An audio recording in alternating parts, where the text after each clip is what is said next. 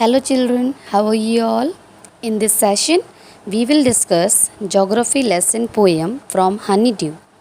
Before poem explanation, I want to give you the introduction of poet, and the poet of this poem is Zulfikar Ghosh.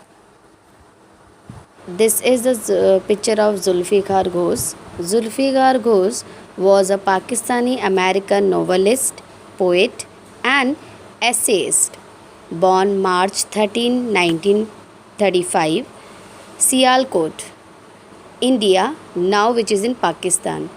Ghosh grew up a Muslim in Sialkot and in largely Hindu Bombay, which now people used to call Mumbai, and then moved with his family to England. He graduated from Kiel England University in 1959. Ghosh's poems are often about the travels and memories.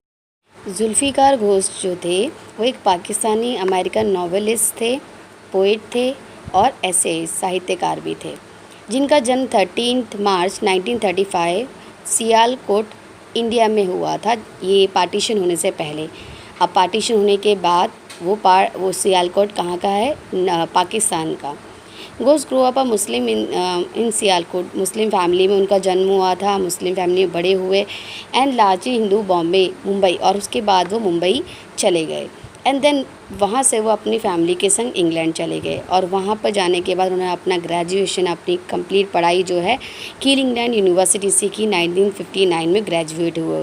वो उसकी जो poem थी ज़्यादातर वो travels और memories के ऊपर ही थी, इसलिए इसमें से एक पोएम जो आज हम डिस्कस कर रहे हैं जिसका नाम है geography lesson. Can you imagine what your city would look like if you saw it from 10,000 feet above the ground?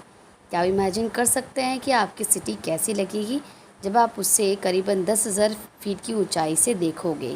कितने फीट की? 10,000 फीट की ऊंचाई से। Neatly planned and perfect in proportion like a geometric design, तो आपको वो बहुत ही ज़्यादा नीटली प्लान लगेगी, परफेक्ट इन प्रोपोर्शन लगेगी और इस तरह से लगेगी कि उसको ज्योमेट्रिक डिज़ाइन की तरह से उसको बनाया गया, मतलब रेक्टेंगल शेप में, ट्रायंगल शेप में आपको देखने के लिए मिलेगा। It would strike you as something very different from what it actually is while you are in thick of it. और जब आप उसे देखेंगे तो आपको ये समझ में आएगा कि एक्चुअली वो बहुत ज़्यादा डिफरेंट है, डिफरेंट उसको बनाया गया है। जिस तरह से वो है, उससे जिस तरह का जो सिटी दिखती है उससे एक्चुअली बहुत ज़्यादा वो डिफरेंट है। यहाँ पे थिक ऑफ इट का मतलब होता है जब आप उसके बीचों बीच पहुँचते हो तब आपको ये समझ में आया कि वो एक्चुअली बहुत ज़्यादा डिफरेंट है। जिस तरह से मतलब जिस तरह का हम उसे देखते हैं उससे बहुत ही ज़्यादा वो डिफरेंट होती है सिटी ऊंचाई से देखने के बाद। So here is a example, for example जैसे कि खटीमा का ये मेन तिराहा है, ठीक है, मेन चौराहा खटीमा का है। अब खटीमा के मेन चौराहे को देखिए, इसमें आपको सर्कल भी दिख रहा होगा, ठीक है, आपको यहाँ पर ट्रायंगल्स भी दिख रहा होगा और यहाँ पर आपको मतलब यहाँ पर आपको different different geometric design shapes भी दिख रहे होंगे, ठीक है। तो ये ऊंचाई से देखने के बाद आपको ज्योमेट्रिक डिज़ाइन दिखेंगे और जो कि एक्चुअली जो होते हैं, जो हम देखते हैं उसको, वो ऊपर से देखने पे बहुत ज़्यादा डिफरेंट वो लगते हैं। So he is a poet description of just such a view of a city. तो पोएट का डिस्क्रिप्शन जो उसने देखा सिटी को, जो ऊंचाई पे जाने के बाद जो सिटी को उसने देखा, and some question that comes in his mind, और जो क्वेश्चन उसके माइंड में आए जब वो ऊंचाई से सिटी को देख रहा था, तो वो इसने ज्योग्राफी लेसन पोएम में डिस्कस किए हैं। So let's see the first stanza. First stanza देखते हैं। So the first stanza, when the jet sprang into the sky, it was clear why the city had developed the way it had. Seeing it scaled 6 inches to the mile, here seemed an inevitability.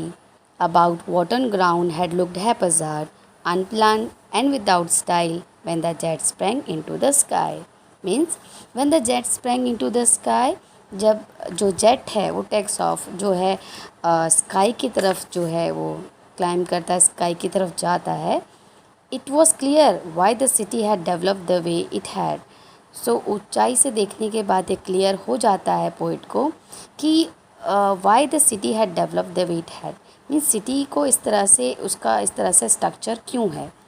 Seeing it scaled 6 inches to the mile, क्योंकि अगर कुछ ही means for example 1 mile दूर जाने के बाद जो है जो सिटी है वो 6 इंचेस की दिखाई दे रही है। There seemed an inevitability means that can not be avoid, जिसको हम अवॉइड नहीं कर सकते हैं। ठीक है। About what on a ground had looked haphazard, और उसके बाद भी जो जो जिस तरह से haphazard without any plan, without any proper plan और डिसऑर्डर में जो दिखाई देता है वो बहुत ज़्यादा अनप्लान एंड विदाउट स्टाइल का होता है, जो सिटी जो दिखाई दे रही है। When the jet sprang into the sky, जब जेट जो है स्प्रेंग करता है मीन्स जाता है, स्प्रेंग करता है स्काई की तरफ जाता है, उस वक्त जो पोएट ने जो ये सीन देखा इतनी ऊंचाई पे जाने के बाद, तो उसने इस स्टैंजा में बताया है। Next second stanza. When the jet reached 10,000 feet, it was clear why the country had cities where the river ran and why the valleys were populated. The logic of geography that land and water attract man was clearly delineated when the jet reached 10,000 feet. When the jet reached 10,000 feet, जब jet जो है वो 10,000 feet जो है ऊंचाई पर पहुंचता है, मतलब ज़मीन से 10,000 फीट की ऊंचाई पर पहुंचता है।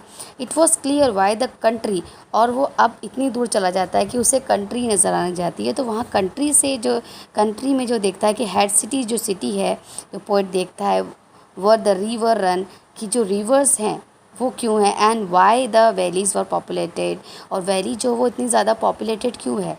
तो लॉजिक ऑफ जोग्राफी उसको समझ में आता है that the land and water attract man, कि जो लैंड एंड वाटर है वो मैन को किस तरह से अट्रैक्ट करते हैं।